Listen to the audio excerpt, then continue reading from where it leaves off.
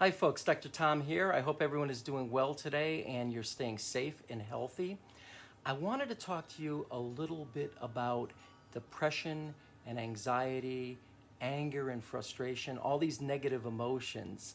And the reason being is because a lot of us are going through it right now. We're isolated, we're home here with our loved ones, with our partners, spouses, our kids, and it can get a little too close for comfort, and they can push our buttons and we can push theirs. And the least little thing can trigger us because everyone is feeling uppity. Occasionally we get to go to the store, but even that is anxiety provoking as well. Or we can be sitting around pondering our life and where it's been and where we're going. And a lot of these experiences from the past tend to be negative experiences that we dwell on. And it's just a sign of the times of what's going on right now. And it triggers a lot of negativity, as well as dealing with the news and the newspaper and all the things we hear that are negative. They tend to spin through our brain, they ruminate. So I'm going to tell you a little bit about how to deal with that. First of all, let's talk about emotions. Human beings, we live our lives, as I've said before, primarily on emotions. Everything is about how we feel. From the moment we get up in the morning, to when we're sleeping, to the moment we go to bed, if that made sense. I meant the moment we get up, right, till the moment we go to bed, and even when we're sleeping. All right, so we live our lives on emotions, and everything triggers an emotional response. We're always feeling. Before we even apply logic, before we think about things, we feel an emotion. All right, now emotions are chemicals. They're chemical, a mishmash of different chemicals, neurotransmitters, and hormones that are responsible for feeling different ways about different things in our environment, different things we see. And emotions are also attached to memories. And not only memories, but the way that we project the future, what we hope the future will bring. So emotions are attached to all that. And they're, again, very powerful. The reason human beings have to pay very close attention to negative emotions, why we tend to dwell on them sometimes, is because they prompt us that something's wrong and something needs adjusting in our life. Whereas positive things and happy moments, we don't really think about as much because it means everything is status quo, everything is comfortable, and therefore we don't have to react. So we pay attention to negativity because it promotes our very survival. Human beings have been around for 6 million years. I mean, that's a long time, and we had to survive. In order to carry on our gene pool, we had to understand negative emotions and how to get out of the way, how to fight if something or someone was attacking us. Okay, so these were all very important. The problem is, though, a lot of things that we feel, these intense emotions that we feel nowadays in modern times, aren't really emergencies. They're not like a saber-toothed tiger attacking us, a bear, or a neighboring village that's our enemy, honing in and attacking our families and our homes. But we still register these things as emergencies. Not getting along with people, somebody saying something, the wrong words that trigger us.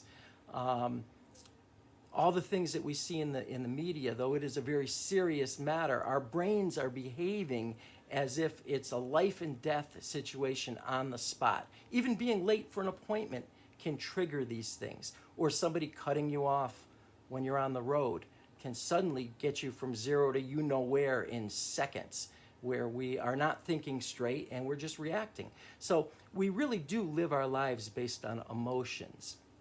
And if you think about it, emotions are really chemical trickery. If you're really, really depressed, naturally it's going to cause you to think depressed thoughts and to see the world in a very distorted way. We don't really pay too much attention to the facts. The fact that we have people that love us and care about us. The facts that we've succeeded in many ways in our life. The facts that we're healthy in regards to being disease-free and whatnot. We don't pay attention to that. We're primarily paying attention to those negative chemicals, those feelings that are raging through our brain and our body, those adrenaline, neurotransmitters and those hormones, cortisol and whatnot. which is intensely going up and leaving us susceptible to getting very ill as well. So we want to cut the stress off before it gets in and before we lose control of our emotions. Now think of emotions kind of like this. I have my camera here, and if I took a picture, say, of myself here, right?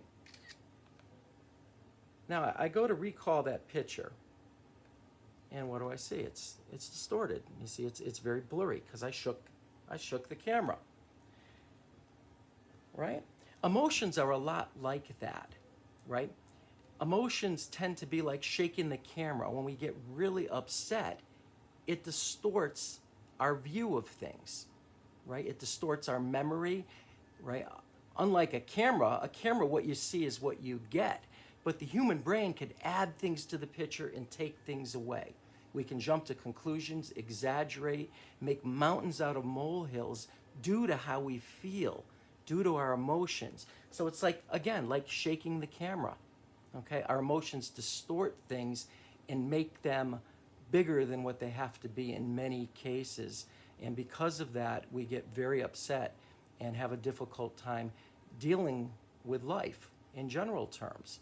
So it's very important that we step back and ask ourselves, wait a second, is what I'm thinking true? Is it really factual?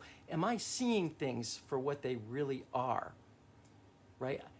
Now I'm thinking that my partner, my spouse, is really angry at me, and she probably can't stand me, and at the moment I think she hates me. So I'm very angry, and I might say things that I really don't mean, but it's my emotions speaking for me.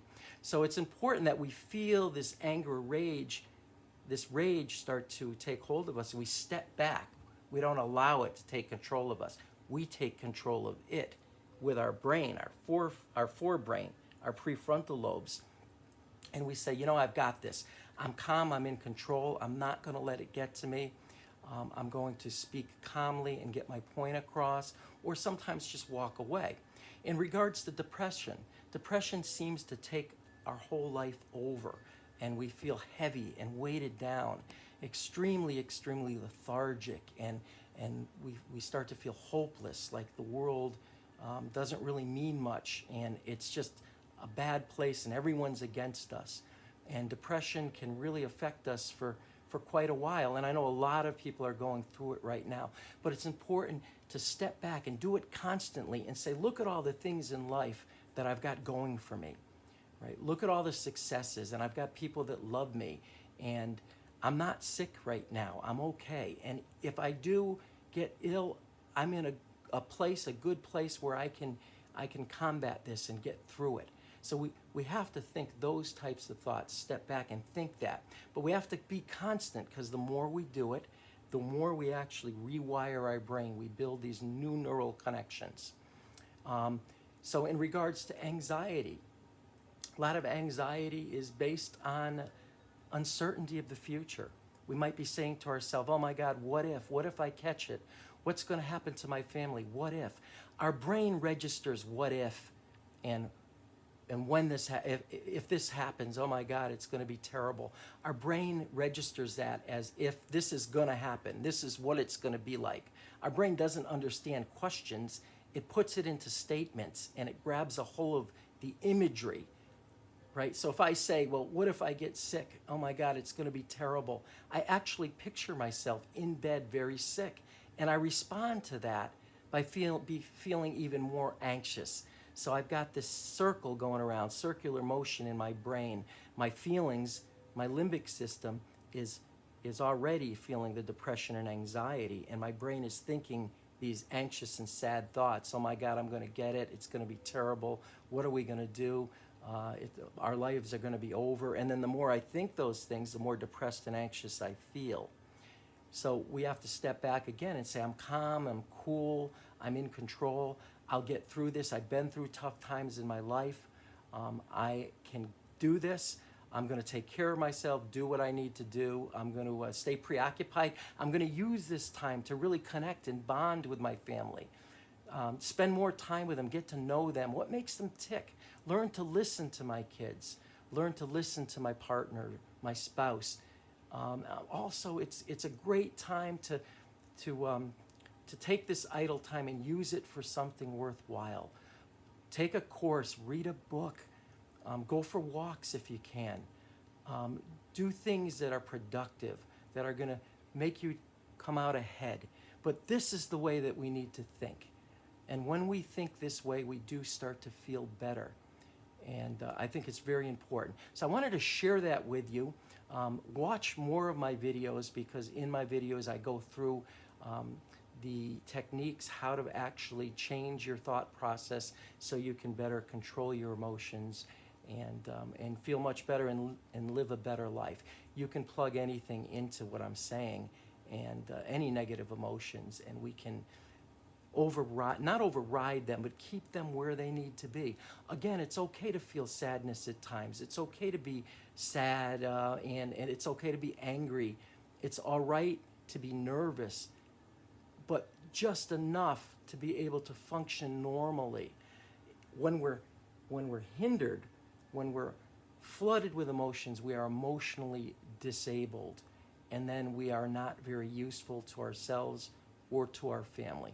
So it's very important that we keep our emotions in check by stepping back and changing it. Remember, it's chemical trickery, and it's like shaking the camera, right? Things are distorted, and they're not really truthful most of the time.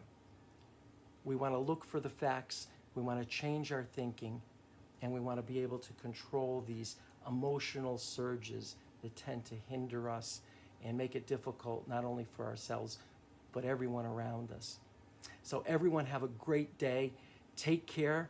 I hope you found this useful, and we'll see you again soon. I love you all. Bye-bye.